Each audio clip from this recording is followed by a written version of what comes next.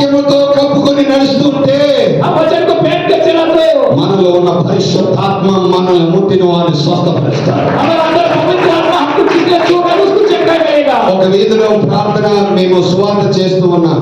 एक जो कॉलोनी में हम वचन प्रचार कर रहा है, ఒక వ్యక్తి ఇలాగే రక్తస్రావం కలిగిన వ్యక్తి వచ్చి మాకు తెలియదు ప్రార్థన చేయించుకుంటుంది. एक लेडी है जो ब्लीडिंग का समस्या इस लेडी ने आके हमको नहीं पता है, आके प्रार्थना करवाना है। ప్రార్థన చేయించుకుంటుంది. మా పాస్టర్ గారు కూడా ప్రార్థన చేశారు. ఆమె వస్త్రాన్ని ముట్టిందంట. हमारे पास्टर भी प्रार्थना किया था, वो ने क्या किया, मेरे पास्टर का जिस कपड़े को छू लिया। ఆమె పక్క విగ్రహారాధన చేసేది. वो जो मूर्ति पूजा करने वाला औरत है वो, ఆమెకి ఎప్పుడు ప్రార్థన చేశారో వస్త్రాన్ని ముట్టిందో అప్పుడే రక్తస్రావం ఆగిపోయింది. హల్లెలూయా.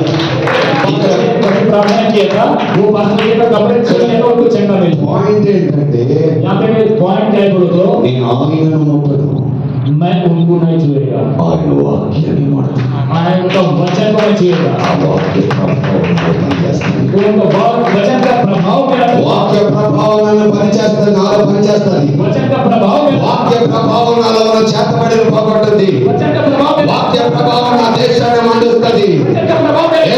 మోషే, నేను అనేది ఇశ్రాయేలు విడిపించడానికి నేను ఎన్నుకున్నాననే వాక్యం వచ్చింది. इस्राएल को छुड़वाने के लिए मैं तुम्हारे को छूए बोल के वचन आया। ఇప్పుడు ఆయన వస్త్రం అంటే ముట్టుకున్న దానికి అర్థం ఏంటో తెలిసిందా? अभी उनका वस्त्र को छूले तो क्या होता है बोलकर आपको पता होगी ना। ఆ నూనె ఎందుకు ముట్టుకున్నాను అర్థమైందా? उनको जो वस्त्र को क्यों पकड़े, ఈ వేలాడుతున్న నూలుకు 613 ముడులు కలవు. ये तो कपड़े को 613 गीटी है। 613 ముడులకు అర్థం ఏంటంటే 613 गीटी को अर्थ क्या है बोलो तो, 613 ఆజ్ఞలు. 613 आज्ञा है।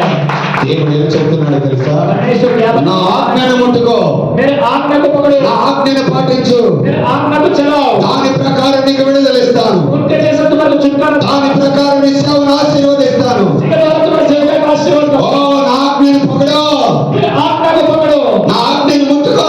मेरे आज्ञा को छुओ। హల్లెలూయా. हालेलुया। ఆడన్నాడు, उन्होंने कहा था నిన్ను వెంబడించాలంటే ఏం చేయాలి? आपका साथ चलने के लिए हम क्या करना है? అమ్మా నాన్న బాగు చూసుకోయ్యా, माँ बाप को अच्छे से देख लो, కుటుంబాన్ని బాగు చేయాలయ్యా, परिवार को अच्छे से देख लो। యేసయ్యా ईसाया, ఈ దేశంలో నాకంటే నిక్కాసైన లేడు. ये देश में मेरे जैसा पवित्र वाला कोई नहीं बोल के बता रहा है। నీ ఇంటిని అమ్మేసి పేదలకి ఇచ్చేది వచ్చాడు. तुम्हारे घर को बेच करके गरीब को दे के आ जाओ बोल के परमेश्वर बता रहा है। ఏ అంటే ఆయన నీతిమంతుడు కాదని చెప్తున్నాడు ఆయన. హల్లెలూయా. क्यों बोले तो परमेश्वर उसे कहा था तुम నీతిమంతుడు దాన ధర్మాలు చేస్తాడు. धर्मी जन दान दे देता है। ఆమేన్. हालेलुया। ఇప్పుడు చెప్పండి, ఆమె యేసును ముట్టుకుందా, యేసు ఆజ్ఞను ముట్టుకుందా? उन यीशु को छुआ क्या, यीशु को आज्ञा को छुआ क्या? నువ్వు ఆజ్ఞలు ముట్టుకుంటే నువ్వు విడుదల పొంది పోషించబడతావు. आज्ञा को पकड़ लिया तो तुम्हारे को छुटकारा मिलेगा। 613 ఆజ్ఞలు పట్టుకున్న వాడు ఒకడు ఉన్నాడు. 613 आज्ञा को पकड़ने वाले एक है। 613 ఆజ్ఞలు మోస్తున్న మెల్కీసెదెకు ఆయన. 613 आज्ञा को चलाए सो मेल्कीसेदेक। 613 ఆజ్ఞలతో దిగివచ్చిన ఈ పరలోకం నుంచి దిగివచ్చిన దేవుడు ఆయన. 613 आज्ञा को पकड़ के आके प्रदेश में आए सो 613 ఆజ్ఞల చేతనే లాజరును లేపాడు. 613 आज्ञा के द्वारा लाजर को उठा लिया। 613 ఆజ్ఞల చేత చిన్నదాన ఫలితాత్మని లేపాడు. 613 आज्ञा के द्वारा వాక్యమును ఆజ్ఞలను నీలో ఉంటే वचन का आज्ञा के द्वारा अंदर है। పరిశుద్ధాత్మ శక్తిగా నీలో పనిచేస్తాడు. पवित्र आत्मा दास सामर्थ्य ఫైర్గా నీలో పనిచేస్తాడు. आत्मा के नाम में నువ్వు ఏది అంటే ఆమేన్ అంటాడు.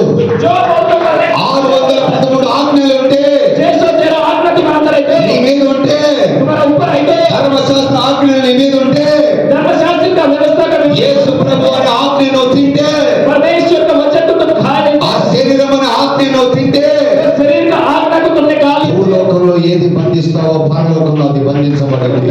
किसको बात कर పరలోకంలో ఏది బంధించబడిందో భూలోకంలో అది బంధించబడింది. నజరేయుడైన యేసు నామములో ప్రవచనం అయితే చెబుతున్నాను. నజరేయుడైన యేసు నామములో ప్రవచనం అయితే చెబుతున్నాను. आज के आपसे परमेश्वर విరోధమైన వాటి నీకు విరోధమైన ఏ ఆయుధము వర్తిల్లదు. को विरोध को हमने करा इससे कोई అవి బంధించబడును గాక, అవి బంధించబడును గాక, होना चाहिए। బంధించబడును గాక. होना चाहिए। Yes. ఇప్పుడే अभी చప్పట్లు కొట్టి ताली बजाओ। అందుకోండి. ద్వారా